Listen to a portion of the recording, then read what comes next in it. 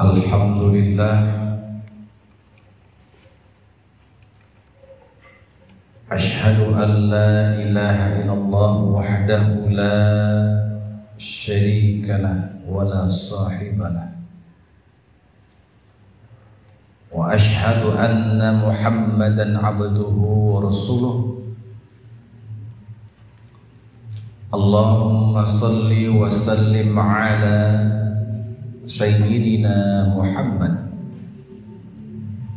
wa ala alihi wa ashabihi wa man ittaba'ah, amma ba'd. Faya ayuhan nas,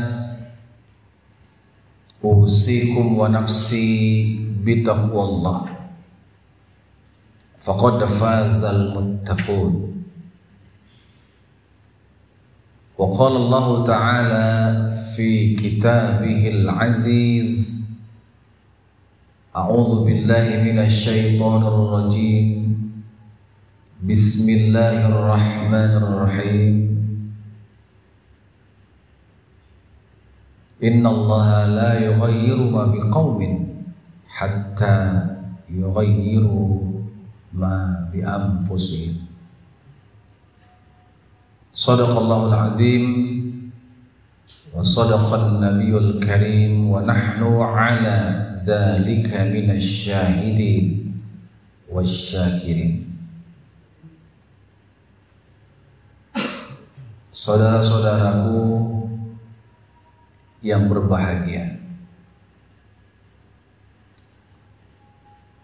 alhamdulillah kita ucapkan rasa syukur kepada Allah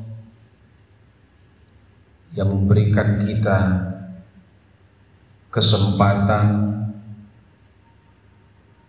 kemudahan, dan keberkatan di dalam hidup yang kita jalani ini. Sholawat dan salam tetap tercurah kita sampaikan kepada Sayyidina Muhammad sallallahu alaihi wasallam.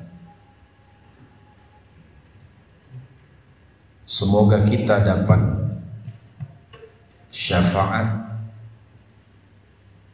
pertolongan dari Rasulullah sallallahu alaihi wasallam di akhir zaman. Amin ya rabbal alamin.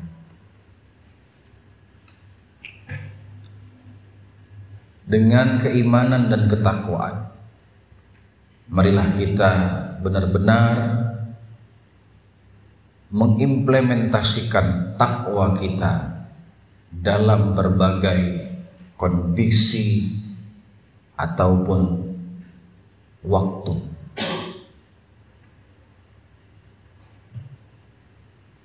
Dalam kesempatan yang istimewa ini, khatib ingin menyampaikan tentang agar hidup kita mengalami keberuntungan, supaya kita hidup terus menerima curahan kebaikan demi kebaikan.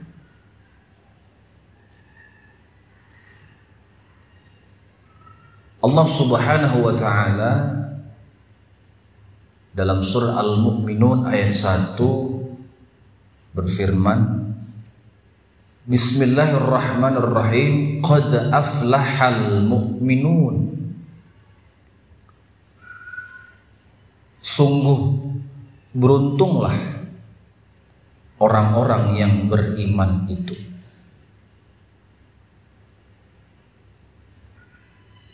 Jadi ketika kita sudah menyatakan keimanan, berarti hidup kita pasti akan mendapatkan keuntungan. Kalau kita mendapati kenyataan hidup penuh dengan kesialan, apes melulu, rugi dan sebagainya, berarti ada hal-hal yang mesti kita upgrade, perbaharui ulang, supaya hidup itu terus dalam keuntungan. Kita sering melihat ya, ada orang kok enak kali dapat rezeki, gampang kali dapat uang. Ini bukan persoalan ada yang mengatakan kalau kita beriman, kita jadi berbuat baik, rezeki jadi gak banyak.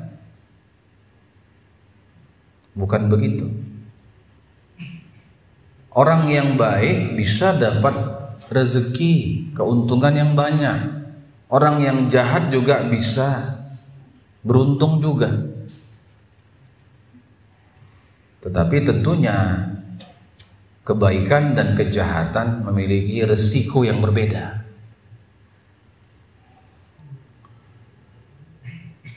Apa yang harus kita lakukan supaya kita itu bisa mengalami keuntungan terus?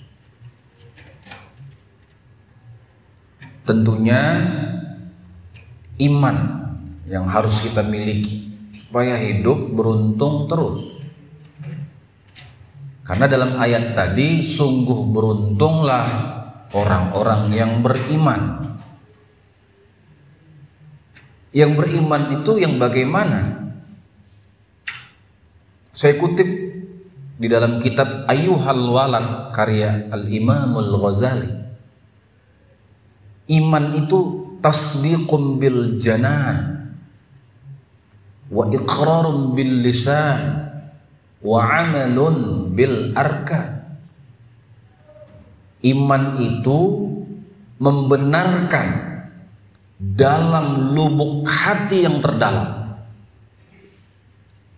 Jadi tidak sekedar membenarkan di hati saja, tapi di lubuk hati yang terdalam. Karena dalam bahasa Arab, qalbun dengan jananun itu beda.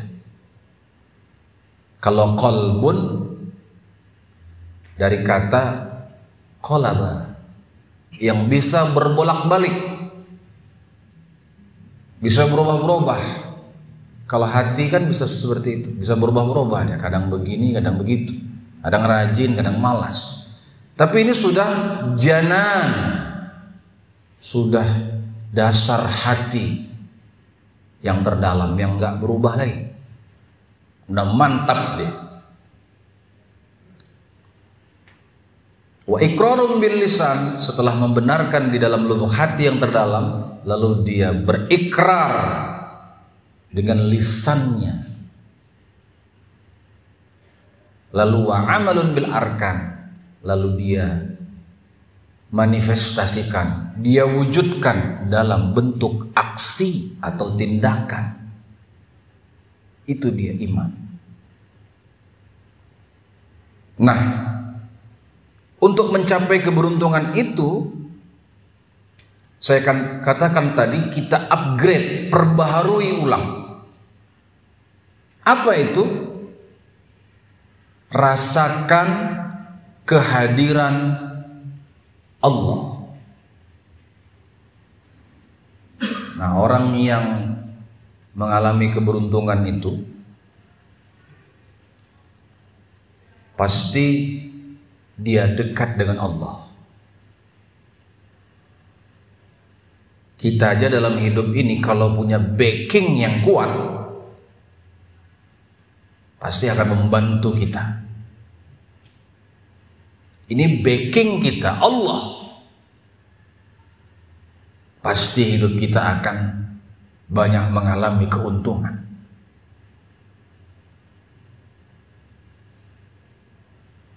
Kita perbaharui kembali Sampai di mana kita berallah itu? Apakah kita berallah pada kondisi-kondisi tertentu? Saat susah dekat betul sama Allah, giliran senang agak lupa dia.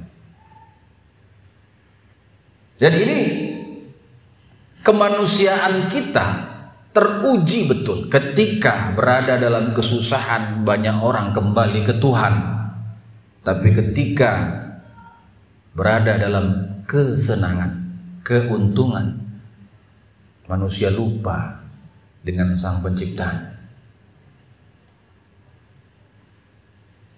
Perhatikan, apakah kita merasakan kehadiran Allah di dalam masjid ini, di luar masjid ini, atau di kantor, di pasar, di mall?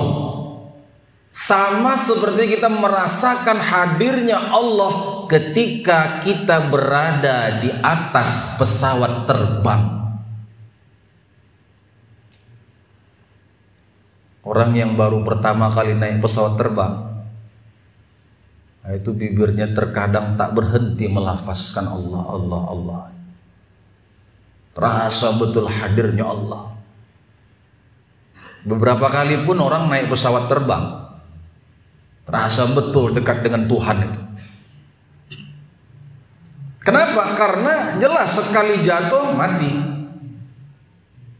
Padahal naik pesawat terbang dengan kehidupan kita saat ini gak jauh beda. Kematian tidak pilih-pilih datangnya.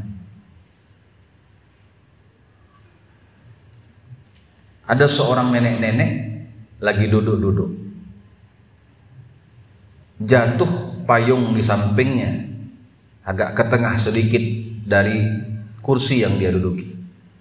Lalu ada seorang anak muda yang sedang menggunakan headsetnya mendengarkan musik. Nenek tadi meminta tolong kepada anak muda tadi, tolonglah ambilkan payung saya. Anak muda tadi nggak open, dia hanya melihat sebentar nenek itu, lalu dia asik mendengarkan musik. Kesal nenek tadi itu. Pada waktu kesal tiba-tiba jatuh berangkas dari atas, pas menghantam payung tersebut. Artinya nenek ini tadi untung dia. Untung sekali. Kalau dia seandainya tadi ngambil sendiri itu payung, maka dia akan ditimpa besi berangkas itu. Nah, artinya apa? Dalam kehidupan kita terkadang kita sering melihat jumlah dibandingkan melihat berkah. Kita mungkin gak enak, gak sur, gak rela dengan keputusan-keputusan Allah, tapi itulah yang terbaik terkadang.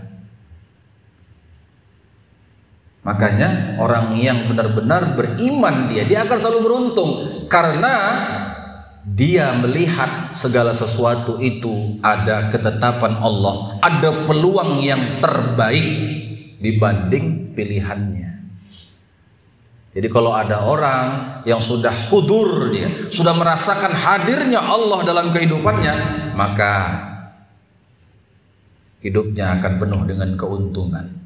Ya, bagaimana enggak untung? Allah Maha Kaya, masa kita jadi miskin? Dekat dengan yang Maha Kaya, tercipratlah kekayaannya. Itulah namanya keberuntungan. Yang kedua, apalagi yang perlu kita perhatikan supaya hidup ini penuh dengan keberuntungan? Ubah pandangan ataupun pola pikir kita. Dalam surah Ar-Ra'd ayat 11, Allah mengatakan, innallaha la yughayyiru ma biqaumin hatta yughayyiru ma bi anfusihim. Sesungguhnya Allah tidak akan merubah nasib satu kaum sampai kaum itu merubah nasib mereka. Jadi dirubah pola pikir kita itu. Dalam hadis qudsi Allah Subhanahu wa taala berfirman, disampaikan oleh Rasulullah, Allahu inda zanni 'abdi bi. Sesungguhnya Allah itu menurut persangkaan hambanya. Jadi apa yang engkau sangkakan terhadap Allah, begitulah Allah. Kalau kau berpandangan, berpendapat bahwa hidup ini susah, maka susahlah engkau.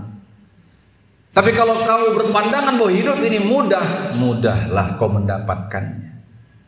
Tiap kali engkau berpikir, berpandangan, disitulah Allah melibatkan dirinya kepada hambanya. Apa yang kau kirakan terhadap Tuhan, begitulah Tuhan dalam perkiraanmu. Kalau kita mengira, selalu berpikir Allah itu maha pengasih lagi maha penyayang, maka kita akan selalu mendapatkan kasih sayang Allah. Kita rubah pandangan kita, pola pikir kita, dari yang negatif menjadi yang positif, produktif. Pasti akan beruntung hidup kita. Anda tanyalah orang-orang yang selalu dapat keuntungan itu, apa pola pikir mereka? Saya berulang-ulang bertanya-tanya kepada orang-orang yang kok gampang kali dapat rezeki, enak kali dapat duit. Saya tanyakan.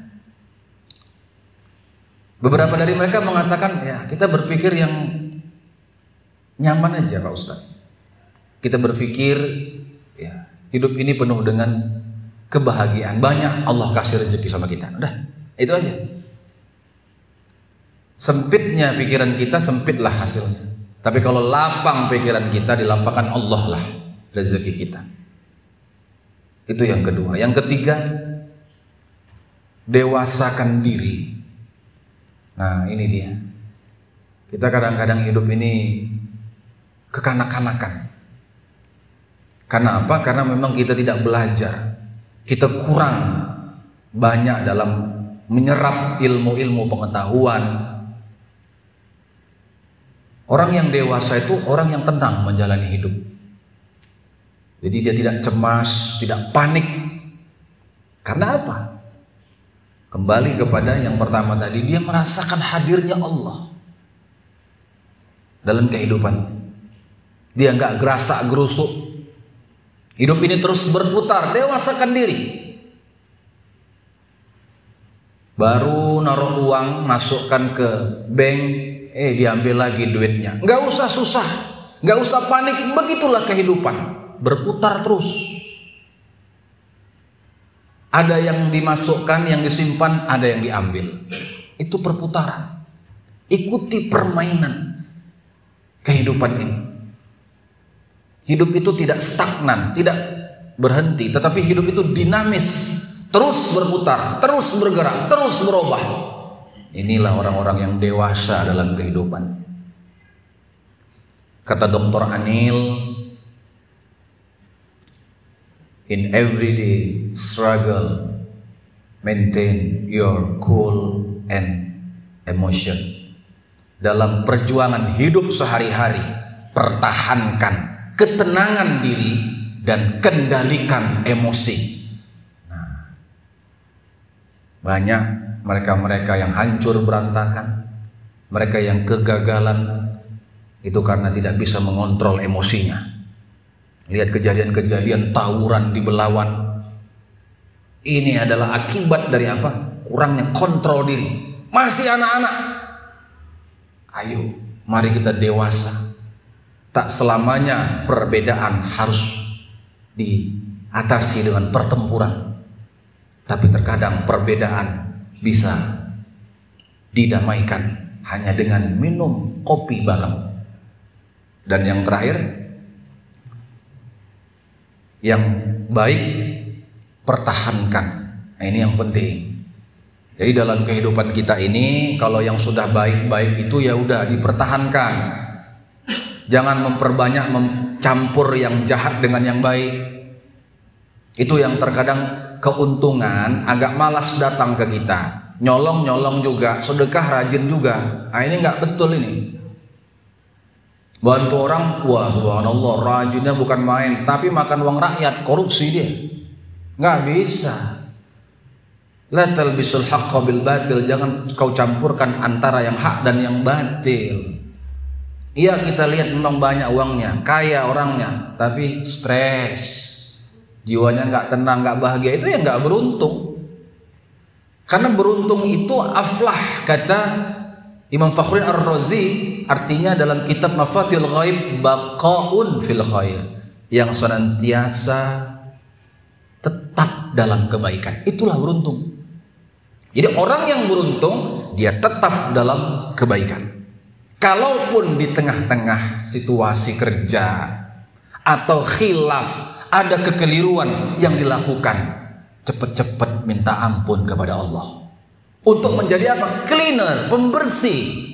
Kalau kita rajin minta ampun dengan kesalahan-kesalahan yang sudah kita lakukan, kata Nabi Muhammad, man lazimal istighfar, siapa yang biasa membaca istighfar, maka ja'alallahu min kulli dhayqin makhraja, setiap kesulitannya pasti dikasih Allah jalan keluar. Wa min kulli hammin faraja, setiap kesusahannya akan dikasih kegembiraan oleh Allah Ta'ala. Wa razaqahu min haitsu la yahtasib, dan dia akan diberikan rezeki dari jalan yang tak disangka-sangka. Inilah orang yang beruntung itu. Semoga khutbah Jumat yang singkat dan terbatas ini memberuntungkan kita semua.